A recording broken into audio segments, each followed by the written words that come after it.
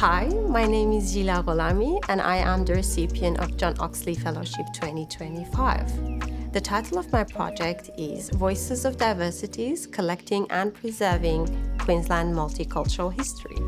I have an extensive background and expertise in literary and artistic critique, particularly in the realm of refugee studies.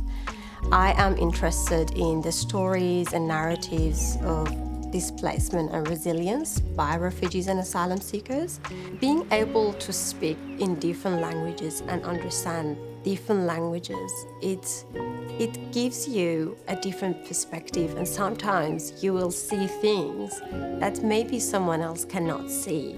And when you are connected with some communities through language, through your culture or whatever, I always feel their struggles to say something, to express themselves, and I can see that they need another voice. And I'm happy that I can be their voice. I can help them to be heard, whether through my writings, publications, or even through this collection at the State Library of Queensland. This would be a great opportunity for me of not only working, but also a great learning experience.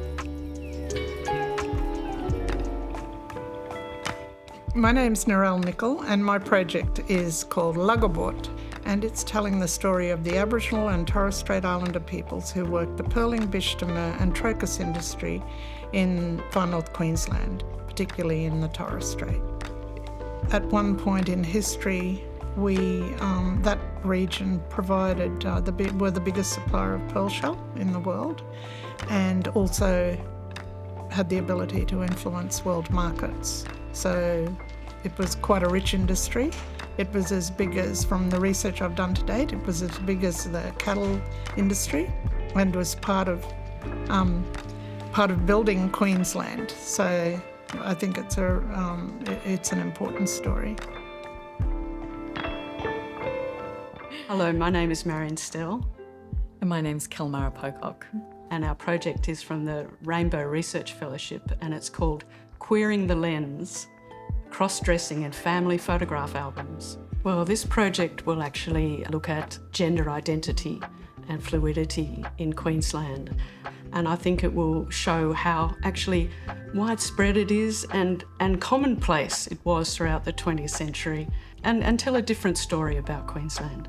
Obviously, cross-dressing, if people cross-dress in their everyday lives, that is a transgression. It was illegal as well for some of this period as well.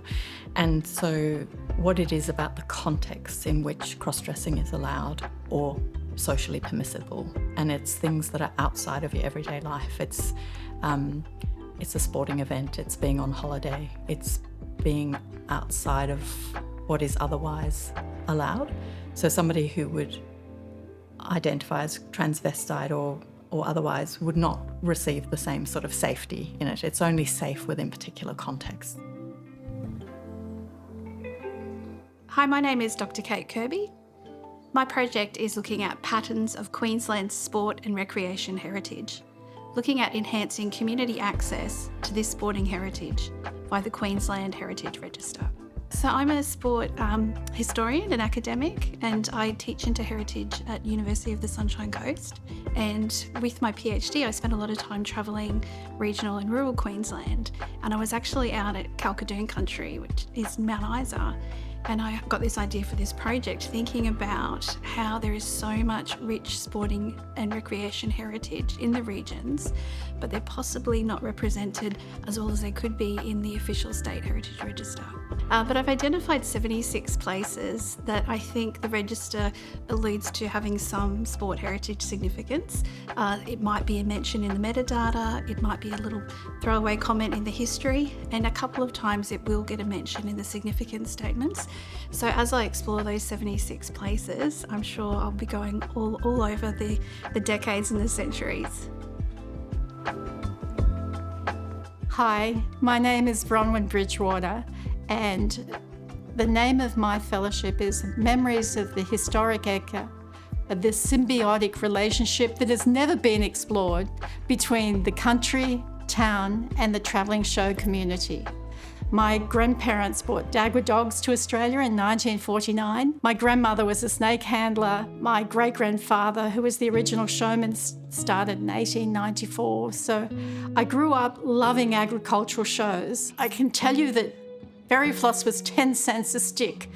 And I remember when I started boarding school and my nana said to me, never be ashamed of who you are, because those 10-cent sticks of fairy floss have put you through this school. There is this celebration of being a Queenslander, a celebration of life and a celebration of hope for our communities. And I think that the Eka does it better than any other capital show I've seen.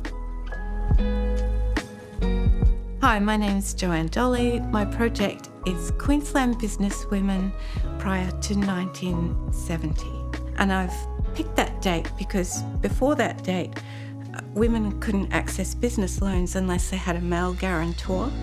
So that got me thinking, like, how hard was it to run a business if you were a woman back in the old days? Like, we kind of take it for granted that there are some great businesses run by women in Queensland today, but back when things were more male-dominated and the laws were sort of against women starting out, how did they do it? And also, I'm very keen on capturing voices from families of those women, you know, while they're still around, some oral histories and collect some artefacts to add to the John Oxley Library would be great. Hello, I'm Dr. Carl Anasin, and my project is on migration, belonging, and musical practices of Filipino migrants in Queensland.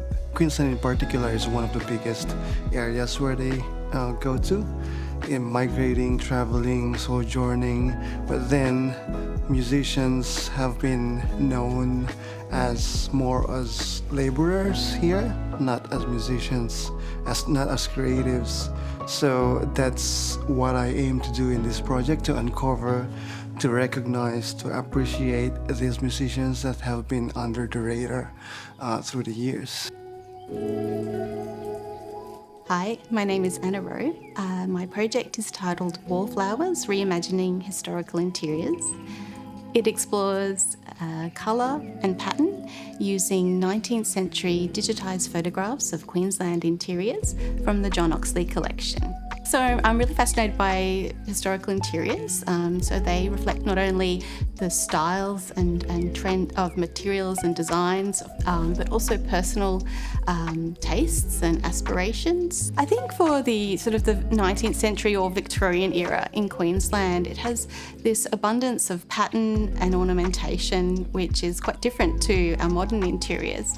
And I'm interested in exploring how Queenslanders engaged with and interpreted the broader Victorian era trends, especially with the historical photographs like the ones in the John Oxley collection. They're such a rare resource, and you can zoom in and you can see the details, you can see the wallpapers and other decorative patterns in the background.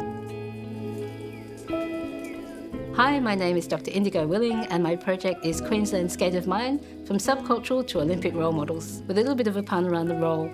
And it is about the history of Queenslanders' contributions to skateboarding, which is, I guess it's an alternative sport, but it's also now in the Olympics, so it's huge. So I really want to capture that movement from it being on the fringes of society to now being like the next swimming, giving a lot of young people really great role models. Queensland is like the hub of Australian skateboarding, really, if you look at who's involved and where they are now. So I'd like Queenslanders to feel proud about what they are in terms of this history of skateboarding. I'd like young people to feel really inspired and come to the library and find it a fun place, professionally as well as personally, and just having fun as a role. So we all need more play in our lives, right into adulthood. So I just want to remind people to have fun.